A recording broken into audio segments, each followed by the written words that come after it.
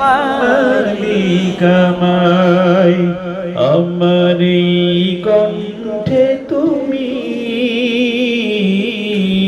তোমারি বাণী তুলেছ, বুকের দেরাজে তুমি কোরআনের স্থান দিয়েছ।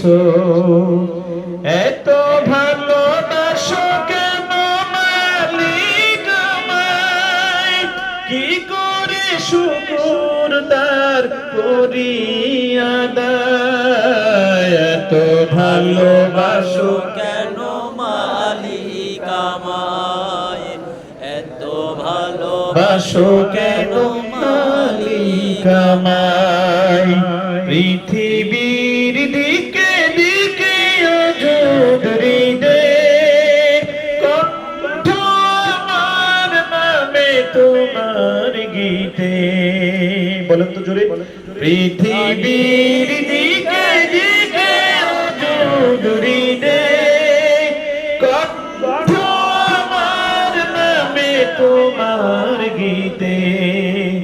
তৌফিকে তোমার নিয়ামত বেশুমার, তৌফিকে তোমার নিয়ামত বেশুমার।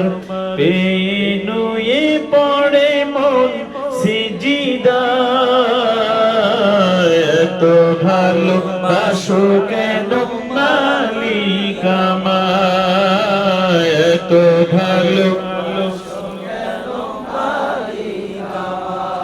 আপনারা যারা আসতে বলতেছেন তাদেরকে মনে হয় আল্লাহ ভালোবাসে না? যদি বলেন, এত ভালোবাসো কেন মালিক আমায়, এত ভালোবাসো কেন মালিক আমায়। হৃদয়ের পথে পথে জীবন সমূল চলতে আমায় তুমি করো কবুল। কুরআন গেয়ে যাই তোমাকে যেন পাই, কুরআন গেয়ে যাই তোমাকে যেন পাই। পথে চলি তোমারি আশায়, এত ভালোবাসো কেন মালিক আমায়, এত ভালোবাসো কেন মালিক আমায়। আমার এই কণ্ঠে তুমি তোমারি তুলেছ, বুকের দেরাজে তুমি কোরআনের স্থান দিয়েছ। এত ভালোবাসো কেন মালিক আমায়, কি করে শুকর তার করি আদায়। এত ভালোবাসো কেন মালিক আমায়, এত ভালোবাসো কেন।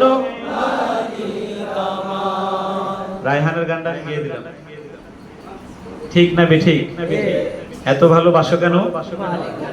সত্যি আমাদের অনেক ভালোবাসা। তা না হলে ঈদের দিন মা বাবাকে ছেড়ে আল্লাহর কাছে আসার তৌফিক হতো না, ঠিক না বেঠিক? আবার চিন্তাটা বুঝেছেন?